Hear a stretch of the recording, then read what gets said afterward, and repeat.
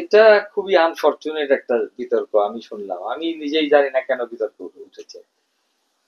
আমরা যখন সিলেটে ছিলাম 14 তারিখ পর্যন্ত, 14 পর্যন্ত বোধহয় সিলেটে ছিলাম, না 13 পর্যন্ত। তারপরে এদের মানে প্লেয়ারের পেমেন্ট ছিল ফিক্সড অন 16, মানে চিটাগাং আসলে 16 পেমেন্ট হবে। কিন্তু 15 থেকে কেন এটা নিয়ে বিতর্ক হলো এটা আমি বুঝলাম না। 16 আমরা পেমেন্ট না দিলে না কথা উঠতে পারতো।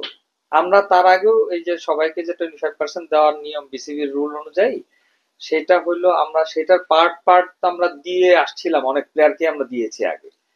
এবং লাস্টলি আমরা যে বাকি যেগুলো আছে সেগুলোকে 16 দিব মনে করেছিলাম। তো 16 আমি 15 রাত্রে পৌঁছাই 15 আমরা পেমেন্ট দিয়েছি।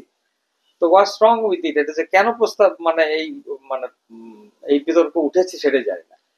প্লেয়ারদের পেমেন্ট প্রবলেম হয় নাই। হ্যাঁ, একটা জিনিস হয়তো আমাদের ম্যানেজমেন্টে একটু সমস্যা আমাদের আছে, এটা আমি স্বীকার করি। কারণ হলো আপনারা জানেন আমরা we are very new in this BPL, আমাদের প্রথম জীবনের প্রথম বিপিএল করা, এক্সপিরিয়েন্স মানুষ নাই আমাদের সাথে। আমরা নিজেরা অনেক কিছু জানি না, নিয়মও জানি না, কিভাবে করতে হয় সেটাও জানি না। ওই ইভেন কি ওই ছোট ছোট জিনিস মিস করে যাই আমরা। তো ভবিষ্যতে এটা নিয়ে কোনো সময় সমস্যা হবে না। এখন আমরা বিসিবির সাথে কথা বলেছি, ওদের কাছ থেকে ডিটেল আমরা নিয়েছি। আমরা বাকি 50%ও আমরা 24 তারিখে দিব, এটা কমিটমেন্ট আছে বিসিবির কাছে, চেকও দিয়ে দিয়েছি আমরা। তো এটা নিয়ে কোনো সমস্যা হওয়ার কথা না। আসলে বিদেশি প্লেয়ারদের তো আমরা আগেই 25% দিয়ে দিয়েছি।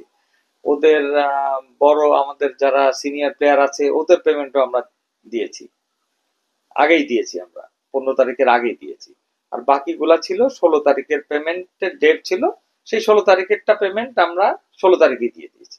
আমি সবাইকে ইনক্লুডিং প্লেয়ারদেরকে স্পষ্ট বার্তা দিতে চাই যে এইখানে আমাদের মিস ম্যানেজমেন্টের জন্য আমাদের সমস্যা হইতে পারে, কিন্তু আর্থিকভাবে তারা কখনোই ক্ষতিগ্রস্ত হবে না। তারা সকলের পেমেন্ট পাবে, যথাসময়ে পাবে। এতে আমরা স্পন্সর পেলাম না পেলাম কি করলাম, that is not their lookout. আমাদের সাথে যা কমিটমেন্ট আছে প্লেয়ারদের এবং অন্যান্য স্টাফদের যা আছে, সব পেমেন্ট উইল বি ক্লিয়ার এবং যথাসময়ে হবে। একটা বিষয় আছে যে বর্তমান পরিবর্তিত পরিস্থিতি, দেশের অর্থনৈতিক অবস্থা সবাই অবগত আছেন।